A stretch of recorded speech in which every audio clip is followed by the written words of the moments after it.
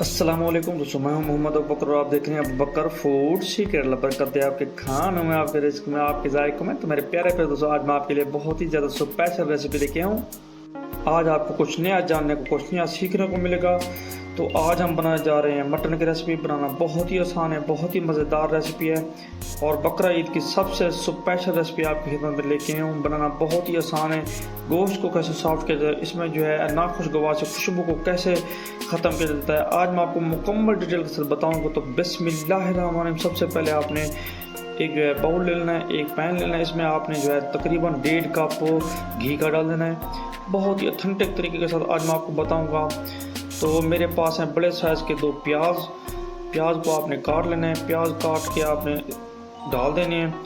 तो फ्लेम को आपने हाई कर लेना है। बहुत ही आसानी के साथ, बहुत ही सिंपल रेसिपी और सबसे आसान रेसिपी आज मैं आपकी खिदमत में लेके आई हूँ।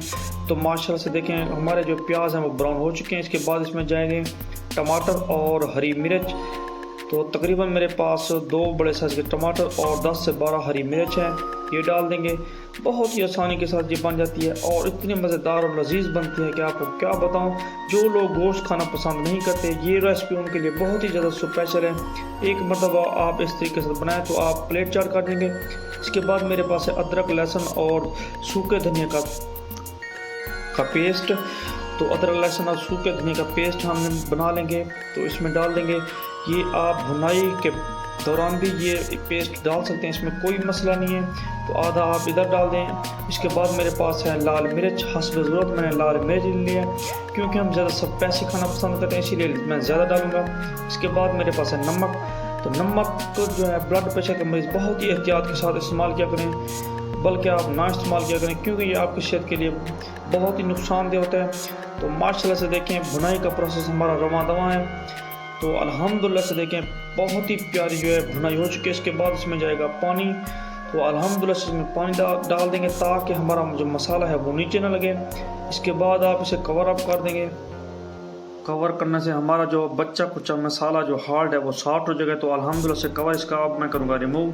तो वह मेरे मालिक की शान, उसकी रहमतें, उसकी नेमतें, उसकी बरकतें। माशाल्लाह से हमारा मसाला बिल्कुल जो है सॉफ्ट हो चुका है। इसके बाद जो है आपने अपना अगला प्रोसेस शुरू करना है। तो मैंने गोश्त को बॉयल कर लिया था।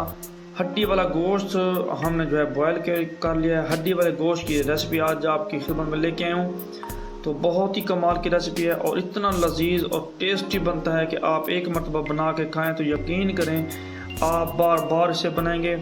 तो ये रेसिपी ईद के लिए बहुत ही ज़्यादा स्पेशल होने वाली है, बहुत ही कमाल की होने वाली है। अगर आप भी गोश्त नहीं खाते या आपको बड़ा गोश्त अच्छा नहीं लगता तो ये इस तरीके के साथ बना के खाएं तो यकीन करें आप प्लेट चाट कर देंगे। तो इसके बाद इसमें जाएगी दही। मेरे पास 2 चम्मच दही के हैं, दही इसमें डाल देंगे ताकि इसके जायके को डेवलप कर सकें और इसके जो टेस्ट को मज़ीद जो है निखार सकें। तो माशाल्लाह से दही इसमें मैं डाल दूँगा। दही डालने के बाद इसकी करेंगे मिक्सिंग ताकि दही जो है रच बस जाए इसमें। तो माशाल्लाह से देखें, बहुत ही प्यारी जो है लुक आ चुकी है हमारे गोश्त में। तो बकरा ईद पे आपने ये रेसिपी ज़रूर ट्राई करनी है। उम्मीद करूँगा ये रेसिपी आपको पसंद आई होगी। तो माशाल्लाह से देखें, गोश्त की लुक देखें, घी जो है ऊपर आना शुरू हो गया। इसका मतलब है कि तकरीबन हमारी जो रेसिपी है बिल्कुल जो है पककर तैयार हो चुकी है। अब अगर आप चाहें तो इसे डिश आउट कर सकते हैं। अगर आप शोरबे का पानी डालें तो डाल सकते हैं। इसके बाद इसमें जाएंगे बड़ी जो है हरी मिर्च। इसके जायके को डेवलप करने के लिए एक जो है हरी मिर्च का एक अपना एक जायका होता है, एक अपनी खुशबू होती है। माशाल्लाह बहुत ही इसका जायका जो है निखर के आता है। तो उम्मीद करता हूँ आज की मेरी रेसिपी आपको पसंद आई होगी। तो बहुत सारी दुआओं के साथ मोहम्मद अबू बकर को अगली रेसिपी तक के लिए दीजिए इजाज़त। अल्लाह हाफिज़।